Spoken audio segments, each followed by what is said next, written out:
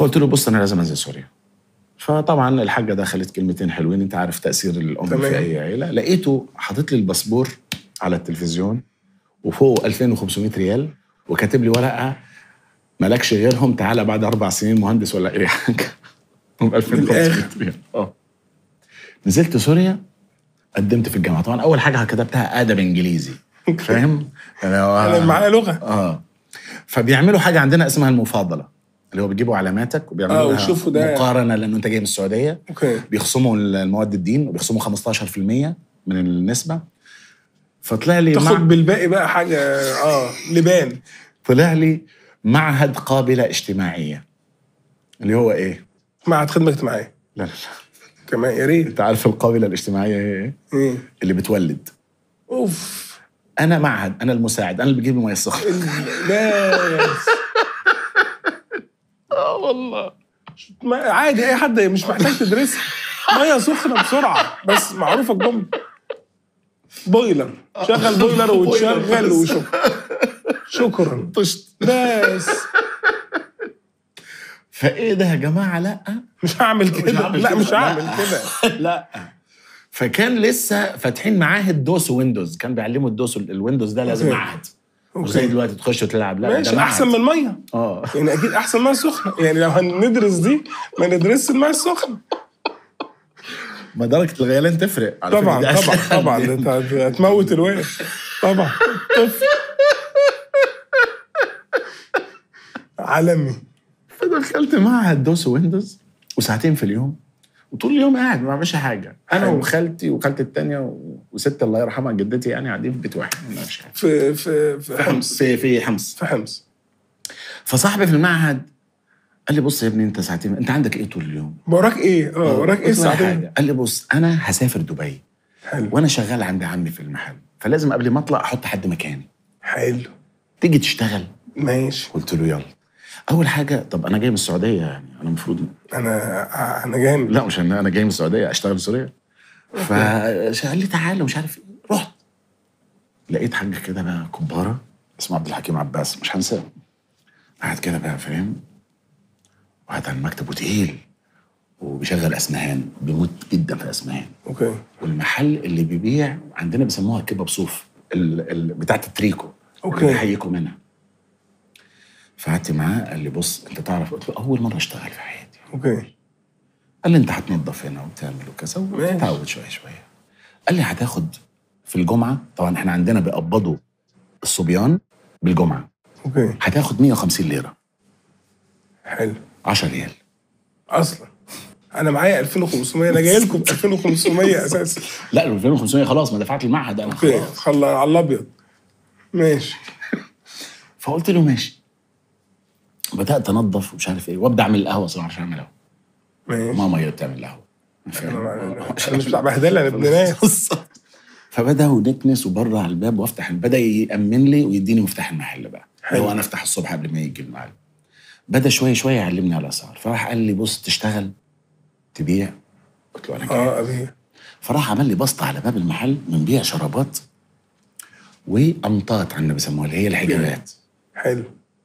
اول زبونه جات لي انا طبعا اوقف قدام ست طبعا قالت لي عندك كلسات؟ انا وشي ده جديد بقى، ده شغل جديد ده بقى. رجليا بدات تعمل كده انت طالبه حاجه ما حصلتش. فقلت لها اسالك محل الملابس النسائيه جنبنا يا مدام.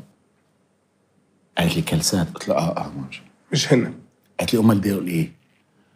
قلت لها جرابات. قالت لي عنا جرابات اسمها كلسات. انت وين راح بالك؟ قالت لي انت من فين؟ قلت لها انا كذا كذا. قالت لي عشان كده. هنا بديت اعيش اللي هو جو انك تبيع وتشتري. الزبونه اللي بعديها، الزبونه اللي في زبونه عندنا مسلسل في سوريا اسمه مرايا.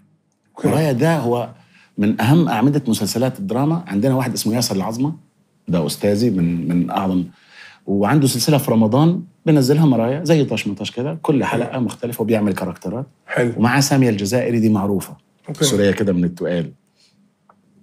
فجتني زبونه فرمت لي حته كده من المسلسل بتقلد وانا بعرف اقلد ياسر العظمه. فيلا بينا. فرمت لي، فرحت رميت لها ياسر ايش بك من هون؟ قالت لي بتعرف تقلده؟ مش عارف. فبديت اشتغل ده مع الزباين، عرفت ان ده بيجيب مع الزباين. اوكي. فده كان مسرحي الاول. اول حاجه بطلع فيها ده مسرحي اللي هو انا اخش مع الزبون، بديت افهم طبعا انت عارف الزبونات بيحبوا حد ينكت معاهم، يقول لهم كلمه دخيل عينك تسلمي لي تقبريني مش عارف من كام وتضحكهم. فبديت انا ارمي لها بقى اللي هو حته من ياسر العظمه على حته من مش عارف مين على حته. فالحاج جه لقى عندي كده مجموعه نسوان قاعد وواحد واقف وبينكت وبيهزر. زعل اول مره. اوكي. قال له انا جايبك تبيع ولا مش جايبك بقى تبيع ولا تروش.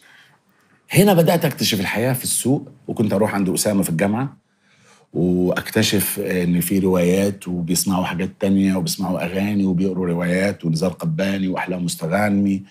وفي السوق في عندك حياه تانية، عجله حياه تانية ازاي بتشتري، والمعلم بتاع السوق والتجار التاجر. يعني مثلا كان في عندنا واحد بيبيع فرش شعر وصوته 25 وانا 25 وانا عايز اضربه، فاهم؟ هو مستفز اضربه. فعدى من جنبي كده قلت له بص على المعلم، قلت له المعلم بدي اضربه هذا صوته مستفز. قال لي اوعى ده ابن المعلم الكبير. قلت له ايه؟ معلم السوق بقى اصلا. معلم السوق ده ملتي ملياردير طبعا. فقلت له الصوت ده بيعمل لا ابنه شغال بيبيع. قال لي احنا هيك بعلمه التجار لو انت ملياردير ابنك يشتغل برافو من هو صغير، يعني خلص مدرسه ينزل يشتغل يطلع لقمته. اوكي. المصروف بتاعه انا مش حتى لو انت ملياردير. فهم كده التجار ودي حاجه برضو انت تتعلمها. ده معاه مليار، ده ممكن يشتري السوق. بس ابنه بيشتغل. ابنه لازم يشتغل زيه زي اي حد تاني، ويتبهدل ويتسرق ويتضرب ومش عارف ايه، لازم يتبهدل في السوق.